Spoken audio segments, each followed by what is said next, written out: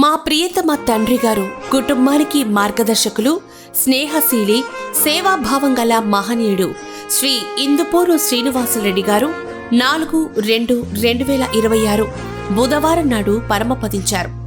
జననం 10/10/1951, మరణం 4/2/2026. ఆయన లేని లోటు మా కుటుంబానికి మాత్రమే కాదు, సంబంధువులు, స్నేహితులు, పరిచయస్తులకు కూడా అపారమైన నష్టం.